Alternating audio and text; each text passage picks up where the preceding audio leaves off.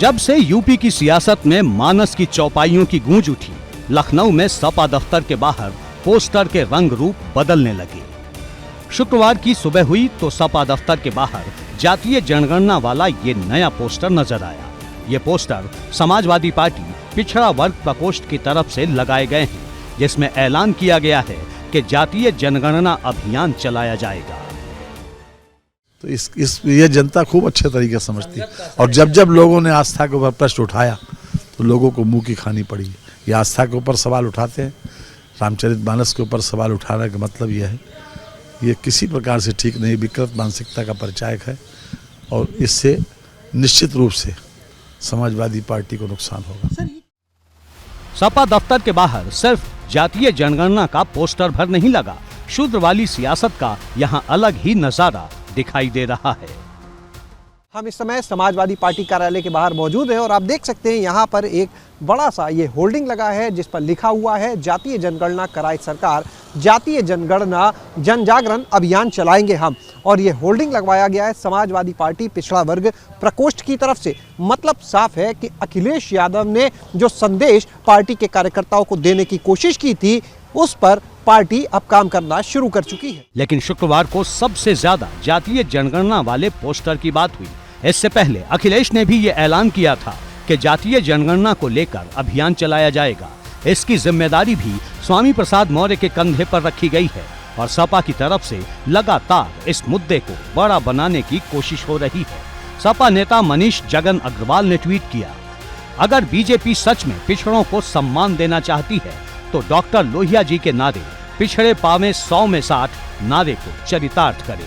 60% पिछड़ा, 22% दलित आरक्षण सुनिश्चित करे तथा निजी क्षेत्रों में भी इतना ही आरक्षण सुनिश्चित करके पिछड़ों को उनका पूरा अधिकार देकर छलावा बंद करे भाजपा। उनके लिए दुखद मानते हैं ये इस प्रकार की बयानबाजी। ये आपकी जीत उनके लिए काम पर ध्यान देना चाहिए, गरीब कल्याण पर ध्यान देना चाहिए लोगों को। जातिवाद जनगणना की बात बोल रहे हैं, 4 बार सरकार रही, क्यों नहीं कर दिए होते तो आज बोलने की जरूरत नहीं पड़ती। तो आप सत्ता में रहते हैं तो अति पिछड़ों का हक लूटते हैं, उनको जमीन लूटते हैं, उनको थाने में प्रताड़ित करते हैं, उनके हिस्सेदारी को लूटते हैं, और जब सत्ता आपसे बाहर चले जाते हैं तो आपको ये सब नजर आते हैं। तो ये भी अब समझदार हो गए, ये भी सीख गए हैं।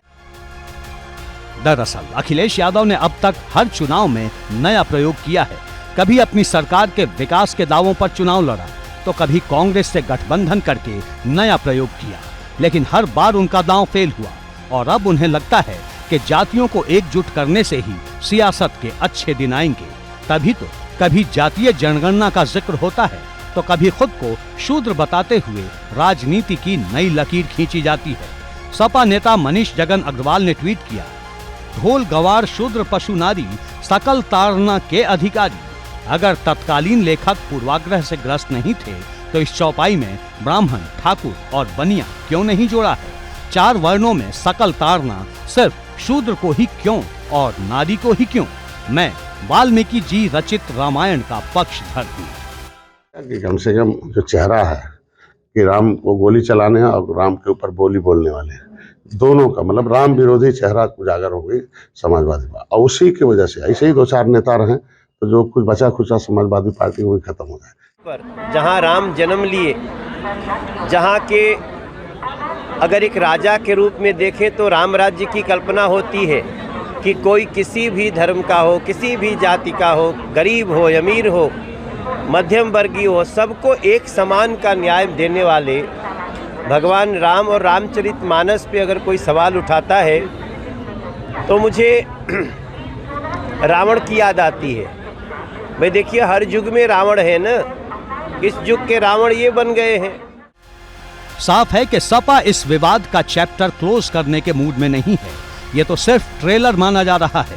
पूरी पिक्चर तो तब सामने आएगी जब सदन की कार्यवाही शुरू होगी। एबीपी गंगा के लिए ब्यूरो रिपोर्ट।